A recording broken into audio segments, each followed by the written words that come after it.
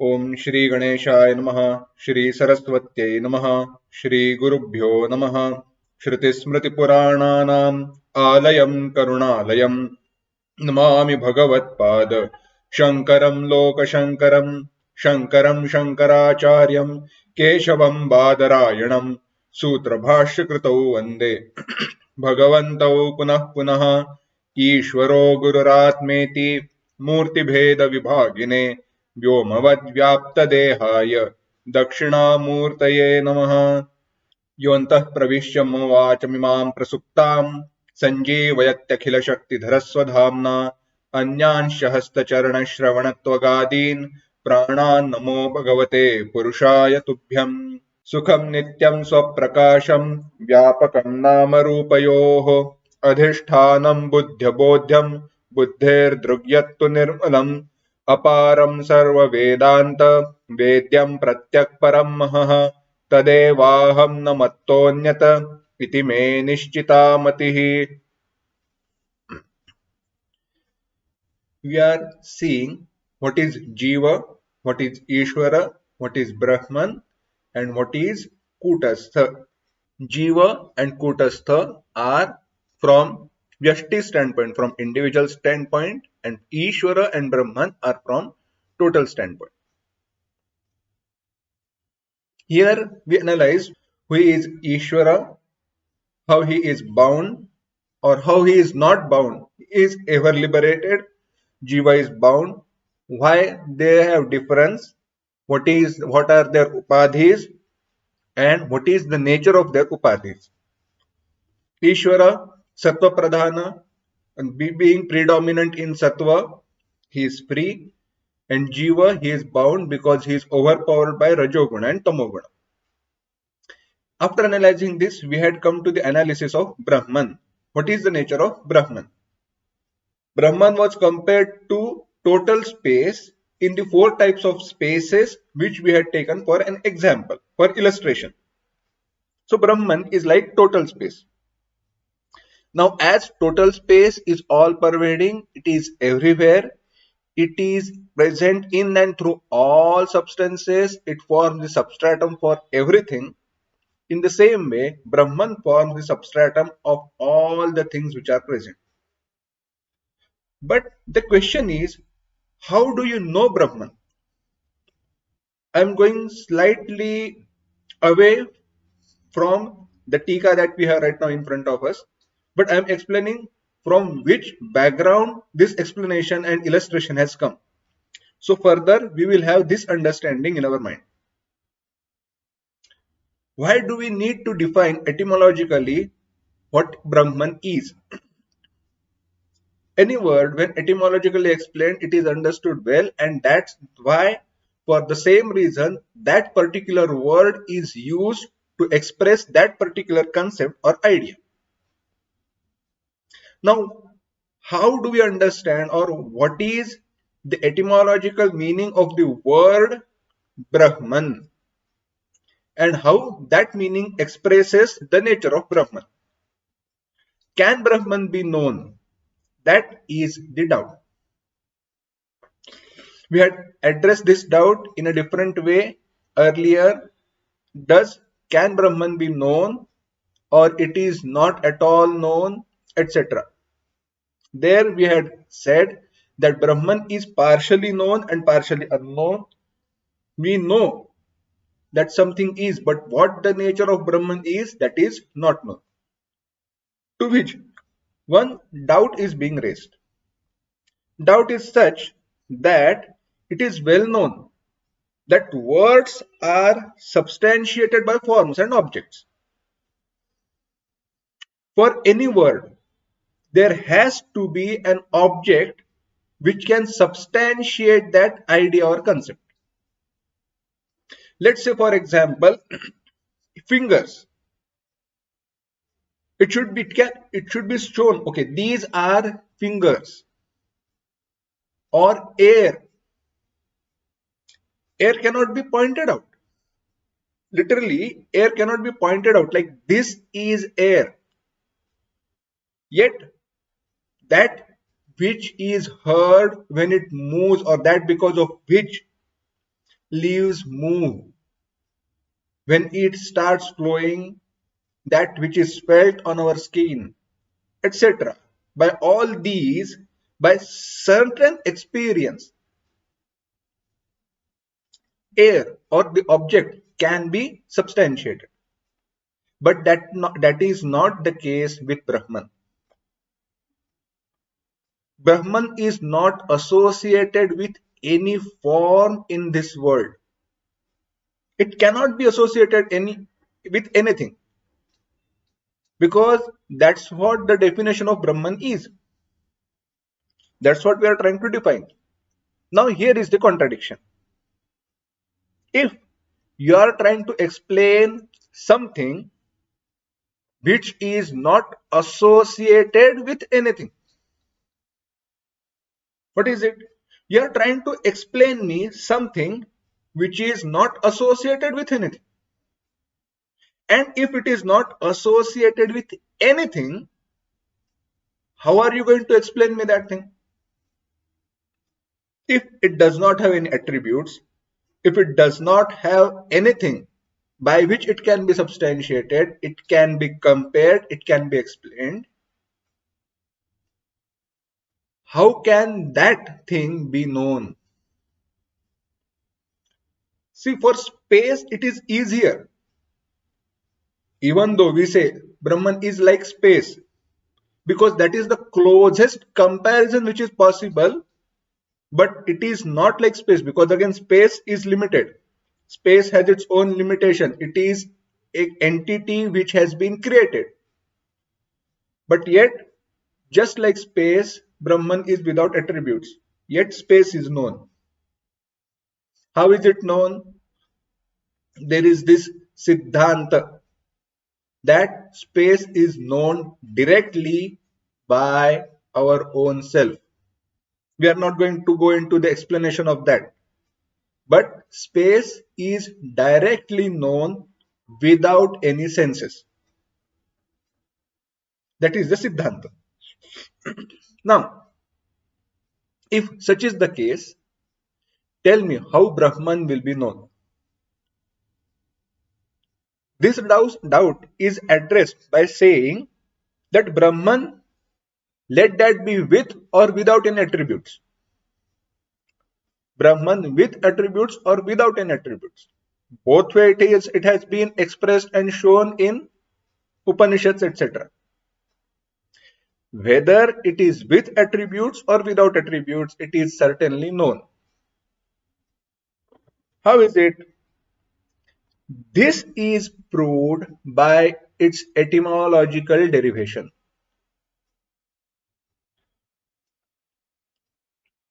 When the Brahman word is used in Upanishads or for explaining Chaitanya, what really they are trying to do is they are trying to use the word that has meaning to express that which does not have any meaning,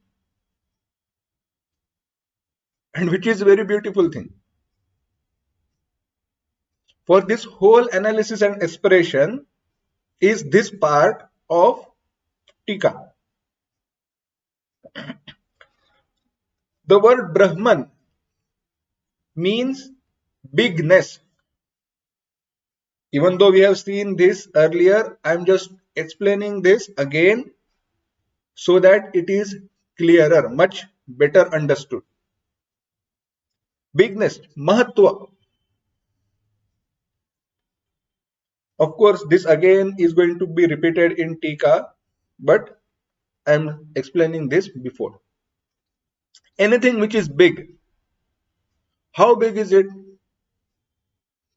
It's as big as that tree, or as big as Mysore Palace. How actually big, vast, tall, all these can be used or are used comparatively. How tall is that building? As tall as Eiffel Tower, as tall as Burj Khalifa, etc. So we have some reference frame with which a thing's bigness, vastness is compared. But if it is just bigness, mahatva, there is nothing to compare with. That is, the bigness is the meaning of the verbal root from which Brahman word has been derived. That is Bruh Dhatu. And the word Brahman is juxtaposed, is compared or is on same terms with Ananta. Brahman is on same terms with Ananta. How is it so? Bruhi Vruddhau. Vruddhi. Big. How big? Understand, big. That's it. When it is said big and you don't give any reference frame, that means there is nothing which can limit that bigness.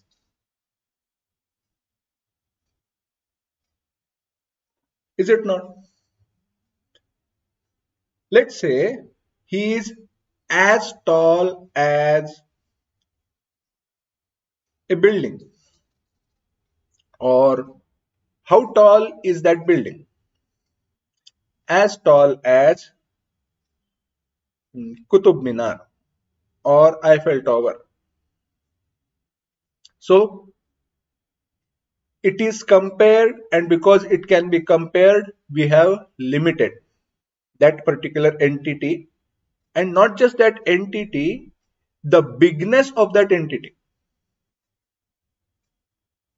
See, bigness is the quality belonging to that particular object, is it not? Bigness or tallness is quality of that particular object. Now the quality of an object cannot exceed the object,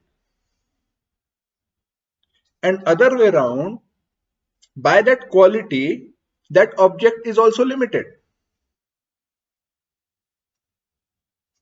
So when I say it is as big as something, I have limited that object by referring to its quality. But when the quality alone is explained as its nature without any reference frame, can the object which is being referred be limited? No, it can't be. And that's why Brahman, because of its bigness, it is limitless, and that's why it is also called as Ananta. Na Antaha, there is no end. That's why it is Ananta. And when we say limitless, we also have to refer to three things: limited by Desha Kala Vastu, limited by time, space, and object. And because it is not limited by time, space, and object, it is also Shuddha, pure, Shuddha Chaitanya, pure consciousness. And why is it so? Because it is limitless, it is free from that which causes limitations, that is avidya, ignorance, free from ramifications of ignorance and ignorance itself. This is the concept, idea, and explanation. That's what the meaning of the word Brahman is. Sa- this was said. See the third line from bottom. स च अर्थः महत्वरूप इति व्याकरणात् निश्चीयते ब्रूहि वृद्धौ इति स्मरणात्. महत्वरूपः, bigness. This वृद्धि is निरवधिक महत्वम् इति. निरवधिक, without any limitation. Avadhi, limitation, a maryada. That bigness which does not have any limit. Sankochaka bhavat, in absence of anything that can limit by comparison, is absent. That which can limit something by comparison is absent. And therefore, Sankochaka abhavat, being anything that which can limit is being absent. Shrutau anantapadena sah prayogacha jnayate iti. In Shruti, it is referred to as Anantapada, and that's how it is known that Brahman is limitless. Ataha, therefore, that Brahman is not limited by time, space, and object. Now it is being explained. Tatha Suta Samhita Vyakhyane Pyuktam. In Suta Samhita, in another text, also it has been said in Brahma Satya Jnana Sukhadvayam Brihadattvarthasyanugamat Tatha hi Bruhi Vruddhau iti Dhatur Vruddhimachaste. Same thing is again being repeated and said. Bruhi Vruddhau, that Bruh Dhatu refers to Vruddhi, bigness. Sacha Vruddhi, that bigness, Mahatva, Pratiyogi Visheshanupadanat Niratishaya eva Vakshita. Pratiyogi Vishesha Anupadana. Because it is not compared and shown with reference to something else, it is actually being explained Niratishaya, Satishaya and Niratishaya, without any comparison. Saticha Vastvantare Tena Parichedat Vruddhehe Niratishayatvam Bhajyeta. Vastvantare Sati. If there was any object, Tena Parichedat, Brahman would have been limited by that object. And then Vruddhehe Niratishayatvam Bhajyeta. Then that Vruddhi would not have been Niratishaya. It would have been Satishaya, comparable. Therefore, Tathacha Vastvantarakrita Paricheda Rahitameva Brahma Shabdavacham Bhavitum Arhati. What is the meaning of Brahman, or what is the Vachya, the indicated, that which is indicated by the word Brahman? Brahma Shabdavachyam, that which is indicated by word Brahman, that entity, that anything and everything.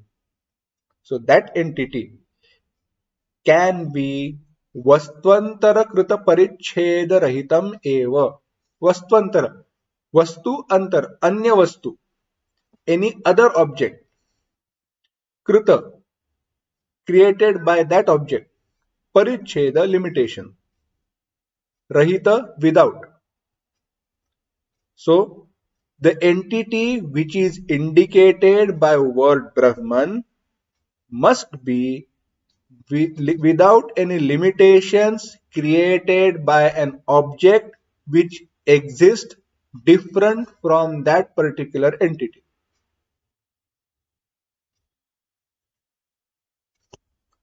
Let's break this sentence into smaller parts. The entity which is indicated by the word Brahman. So, we are referring to Brahman. That Brahman is without any limitation. Limitation of what? Limitation which is created by the word, or limitation which is created by an object which exists different from an entity which is being indicated. Just as when I compared a person's tallness with an object which is different from that particular uh, individual, particular man, then his tallness was limited by different object or comparison with the different object.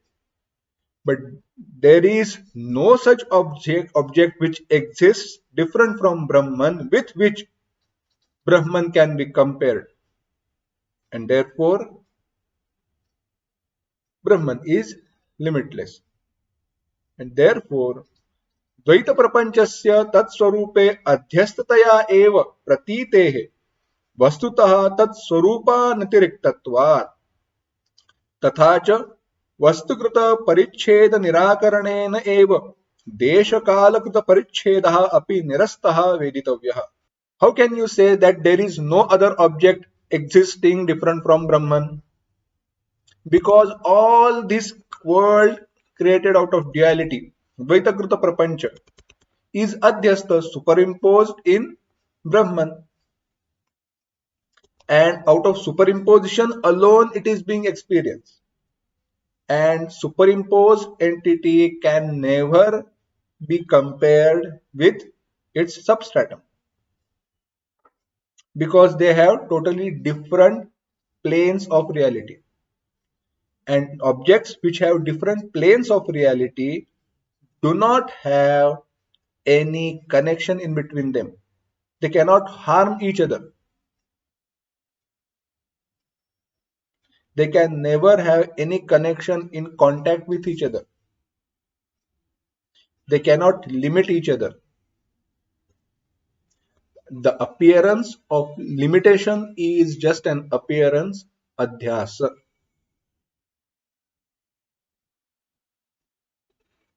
So, because Dvaita Prapancha, this creation in form of duality, is superimposed on Brahman, there is nothing that exists other than Brahman, and therefore Brahman is incomparable, and because it is incomparable, it is limitless.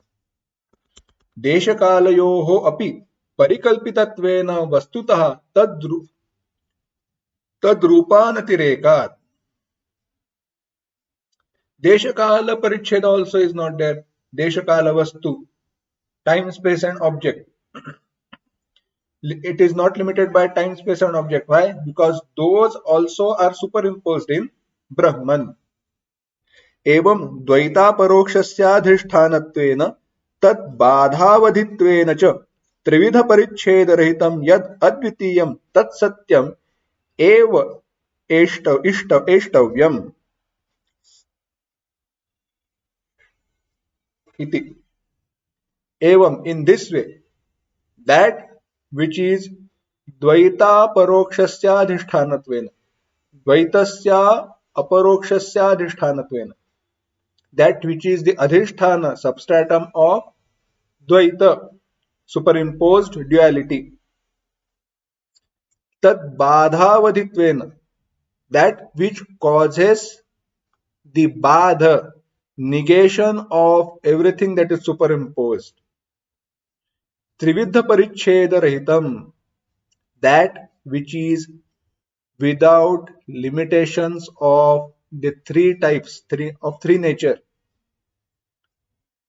that is limitation of space, time, and object,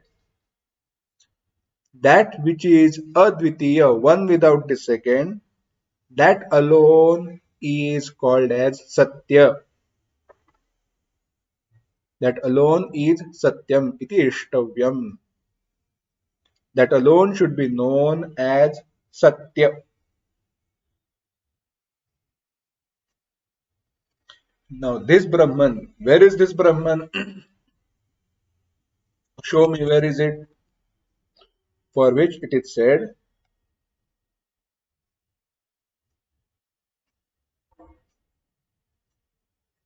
this Brahman, idam cha Brahma, न दूरे नाप्यंतिके वर्तते. This Brahman is not far. न दूरे नापि अंतिके. It's not far, it's not near. यदि वस्तु स्वस्मात् अन्यत्वेन अनात्मभूतं देशादि रूपोपाधि परिच्छिन्नं च भवति तदेव दूरे अंतिके वा वर्तते इत्युच्यते. How can you say Brahman is not far away, not near, not in me, not outside? Simple. Yadhi vastu, the object which is swasmat anyatvena, different from oneself. Anatma bhutam, that which is not me. Deshadi rupa upadhi parichinnam, limited by time, space and object. That object which is different from me, that object which is not me, that object which is limited by time, space and object, that alone can be far away from me, near me, within me, etc. But no such limitations are there from Brahman. Idam tu Brahma na pratyakatmanah vidyate. Pratyakatma, that which is me, Brahman is not different from me, myself. Kim tarhi? सर्वस्य प्रत्यगात्मभूते देशादिरूप सर्वोपाधि शून्यम च भवति. Being the self of all, Brahman being the self of all, without the limitation of space, how can it be far or near? Tell me, the space which is everywhere, can that space be far away from pot, within pot, near pot? No. You cannot say space is far away from pot or in pot or near pot. Space is everywhere. In reality, pot is in space. Space is not inside the pot. It's the flip side, which is true. In reality, there is no pot space. There is pot in space. There is Brahman, and in Brahman, everything is being superimposed. Tasmadev taddure antike va vartamanataya nochyate. Therefore, it cannot be said that Brahman exists far away from me, near me, etc.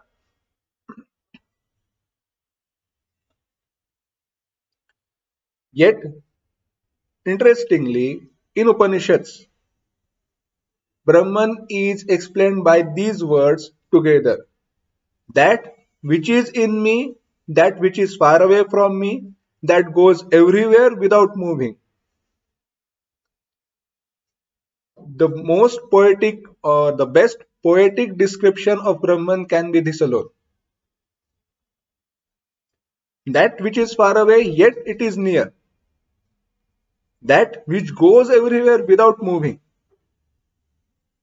It can point to one and one thing alone, which is not limited by space, yet time and object.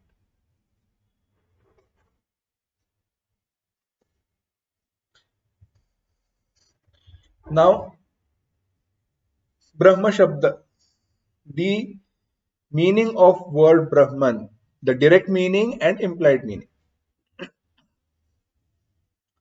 ब्रह्म शब्दस्य हि वाच्यो अर्थः सोपाधिक एव.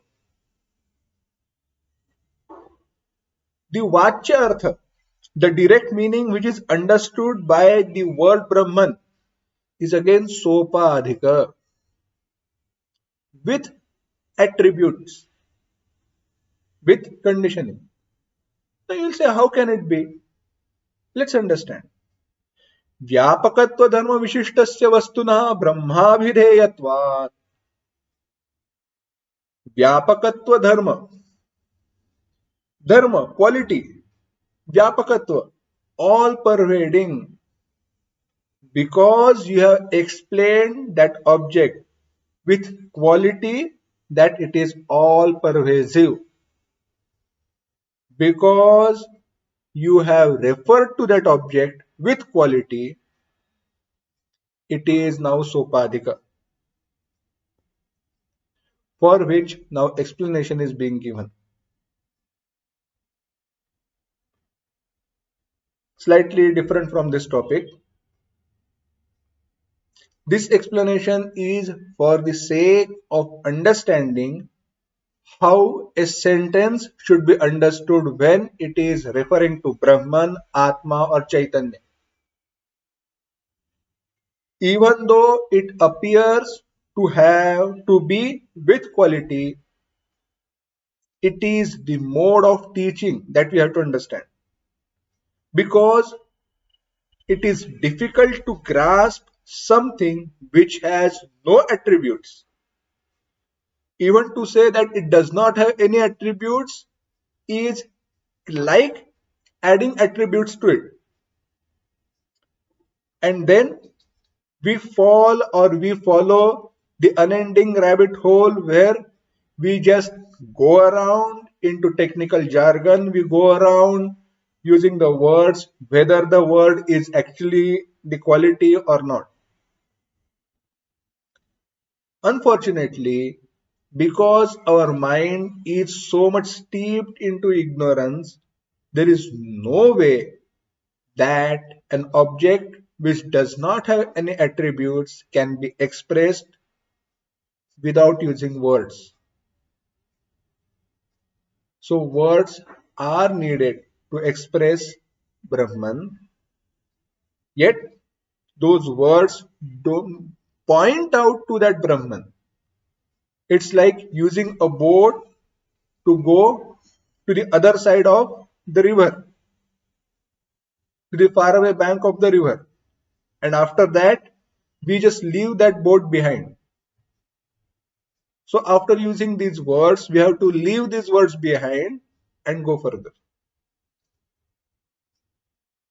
Let's come back to what is being explained in Tika. Now, Vyapakatva, bigness, is the quality of Brahman. Then, as per definition, the Brahman has become Sopadhika. Now, Brahman is Sopadhika. Idam cha Vyapakatvam Dvidham. This Vyapakatva, this Vyapakatva, bigness, is Dvividha of two types. Sapeksham, Satishaya, comparable, Nirapeksha, Niratishayam, Cha iti, incomparable, that which can be compared, that which cannot be compared. Yad vastu swavyapyapeksaya vyapakam swavyapakapekshaya vyapyam cha bhavati tadapekshika vyapakam ityuchyate. Don't get confused by these words. It is simple. An object is bigger when it is compared to its smaller object, and it is smaller when it is compared to its bigger object. That's the basic idea. An object is vyapaka, pervasive. An object is pervasive in comparison with the objects which it pervades. An object is pervasive in comparison with the objects with which it pervades. And the same object is pervaded by the object which is more pervasive than that particular object. Example is now being given. And such vyapakatva, such vastness, bigness is satishaya, comparable. Yatha, just as prithvyadi swarupa पृथिव्यादिरूप स्वकार्यापेक्षया व्यापिनी Maya. Maya is most pervasive. How is it most pervasive? Compared to everything which is created from Maya. So, by Prithvi is grossest. What is more Vyapaka than Prithvi? Jala. What is more Vyapaka than Jala? Agni. What is more Vyapaka, etc. So we come to Akasha. What is more Vyapaka, more pervasive than Akasha? That is Maya. But that Maya, Chaitanya-pekshaya tu na vyapini. When it is compared to Chaitanya, it is not Vyapaka. It does not pervade Chaitanya, but gets pervaded by that Chaitanya. Kintu Vyapya. Tasmat, therefore, Mayayam apekshikam eva Vyapakatvam asti. In that Maya, that pervasiveness is apekshika, comparative, with certain purpose. It is not real. यद वस्तु सर्वापेक्षया व्यापकं भवति तन्निष्ठ व्यापकत्वं निरपेक्ष व्यापकत्वम् इत्युच्यते. And the object which is all pervasive, put all in inverted comma, which is pervasive and never gets pervaded by anything else, sarvapeksha, with reference to, in relation to everything else, that which is pervasive is that vyapakatva, that vastness, that bigness is nirapeksha or niratishaya, uncomparable. That's why we say unsurpassed happiness. No other experience of happiness can surpass this. Unsurpassed bigness. That way it can be said. Idam cha nirapeksha vyapakatvam chaitanye eva vartate. And this nirapeksha vyapakatva, this bigness, this vastness is present in Chaitanya alone. Natat samascha drishyate. Natat samaha. There is nothing which is similar to that or adhikaha, bigger or larger, better than that. Ityadi shrutya. Tat samam va adhikam va na kinchana vyapakam vastu vidyate iti siddhatvat. By this comparison, it is shown that there is nothing which is similar to that of Brahman or Vyapaka, more pervasive than that of Brahman. Tasmat Chaitanyasya eva sarvapekshaya vyapakatva shravanat tadeva nirapeksha vyapakam iti siddhyati. And because Chaitanya has been shown to be all pervasive, that vastness, that bigness of that Chaitanya is unsurpassed, uncomparable. एतद् द्विविध व्यापकत्व विशिष्टं वस्तु ब्रह्म शब्दस्य वाच्यार्थः. एतद् द्विविध व्यापकत्व विशिष्ट, that which has these two types of vyapakatva, that which has these two types of vyapakatva endowed with these qualities, that vastu is referred to as, that is the direct meaning of the word Brahman. So what is the direct meaning of the word Brahman? The direct meaning of the word Brahman is that object which has the quality, that quality. What is that quality? Nirapeksha vyapakatva, comparable bigness, vastness, or uncomparable, unsurpassed. Now, here is the beautiful thing. माया शबलित चैतन्ये द्विविधम अपि एतद् व्यापकत्वं वर्तते विशिष्टनिष्ठ विशेषणीभूत माया रूपांशे आपेक्षिक व्यापकत्वं विशेष्यभूत चैतन्यांशे निरपेक्ष व्यापकत्वं च वर्तते. Now, the bigness of these two types, of these both types, is present in Brahman, which is conditioned by Maya. These two types of bigness, vastness, are present in Brahman, which is conditioned by Maya. And how is it present? In that part which is Visheshani Bhuta Maya Rupansha, which is forming the Visheshana, the adjective, limiting adjunct, that is Maya. The Maya Rupansha, that Maya part has Apekshikpaka,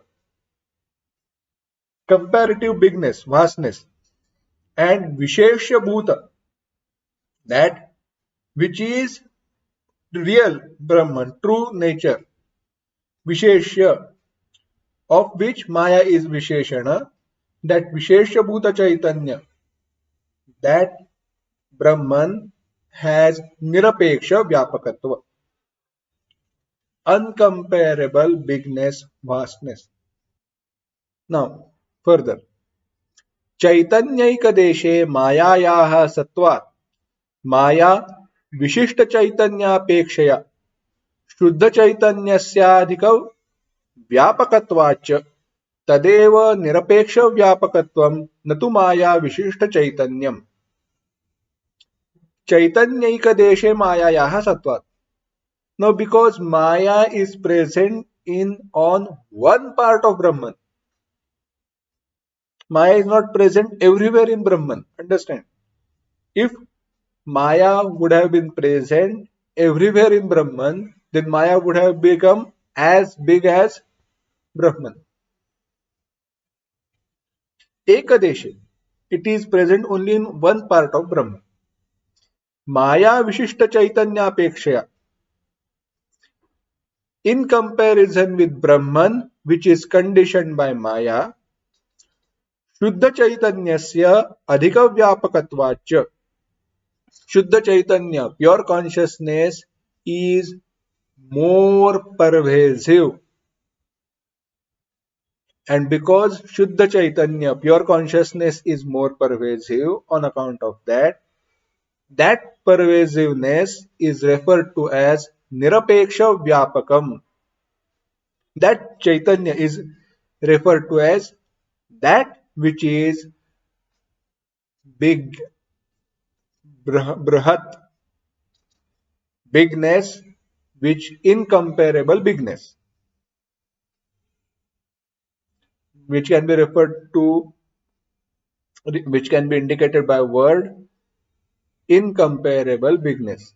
Tadeva nirapeksha vyapa. Natu maya vishishta chaitanyam. And not the chaitanya which is conditioned by maya. So nirapeksha vyapaka, unsurpassed bigness, is the quality of pure consciousness, Shuddha Chaitanya, and not Maya Shabalita Chaitanya. Chaitanya, consciousness which is conditioned by Maya. Tathapi, yet, yataha Maya Vishishta Chaitanyam Paramartha Drushtya Shuddha Chaitanya Danatiraktam Sat Shuddharupameva Bhati Tasmat Mayayaha Vishishtepi Yat Chaitanyamshaha Tatra Nirapekshameva Vyapakatvam Asti. And even though Brahman is conditioned by Maya, yet Brahman, from absolute standpoint, being of the nature of pure consciousness, even when it is conditioned by Maya, the part which forms the pure consciousness, that part, the form which the part which forms the pure consciousness, that part is has uncomparable bigness. It is Nirapeksha Vyapaka.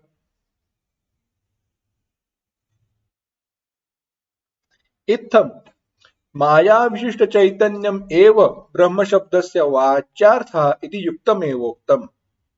And therefore, the direct meaning of the word Brahman is Brahman conditioned by Maya. So, the direct meaning of word Brahman will be Brahman which is conditioned by Maya. Shuddha Chaitanyam tu Brahma Shabdasya Lakshartha. And Shuddha Chaitanya is the implied meaning of the word Brahman. Tasmat ईश्वर ब्रह्म शब्दयोः एकः एव अर्थः प्रतीयते न भिन्नार्थता. Therefore, there is similarity in the words or words, that is Ishwara and Brahman have similar meaning. Tasmat Ishwara Brahma Shabdayoh. The direct meaning of the word Ishwara and meaning of the word Brahma has similarity. Maya Shabalita. Brahman conditioned by Maya is Ishwara only. So, direct meaning of the word Brahman is referring to Ishwara. Tathapi asti ayam visheshah.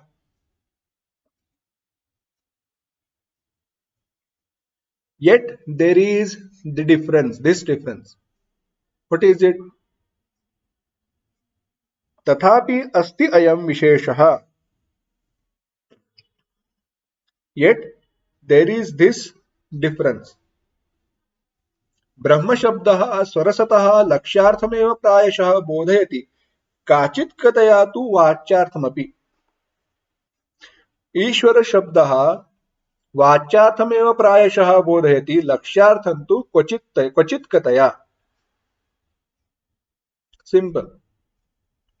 Why this analysis? Just to explain that sometimes by word Brahman, Ishwara is indicated, and sometimes by word Ishwara, Brahman is indicated. But mostly, whenever the word Brahman is used, we refer to the Lakshartha, implied meaning of the word, that is pure consciousness, Shuddha Chaitanya. Sometimes, when we say from that Brahman everything has been created, we are referring to conditioned consciousness, that is Ishvara. So, whenever creation has come, Maya has to be understood, and when Maya is understood, the superimposition has come, and then there is Ishvara. Ahead, Ishvara Shabdas too. But when we refer to Ishvara, most of the time we are referring to its direct meaning. What is the direct meaning of the word Ishvara? The direct meaning of the word Ishvara is conditioned consciousness, and Lakshartha is Shuddha Chaitanya. So for the word Ishvara, most of the time the direct meaning alone is referred to, and its Lakshartha is rarely indicated. So at some places it will be said Ishvara. But when it is said Ishvara, what they are trying to really point out is Shuddha Chaitanya. ईदृग्भेद सद्भावादेव लक्ष्यार्थमवलंब्य ब्रह्मशब्दस्य अर्थः भिन्नतया निरूपितः. And by taking into account these meanings, Brahma Shabdasya Artha, the meaning of the word Brahman, has been explained in different ways. Now, why this whole analysis? Just to explain the doubt which was raised, Dva Suparna. What is the explanation of that term Dvasoparna? There are two birds that we will see next time.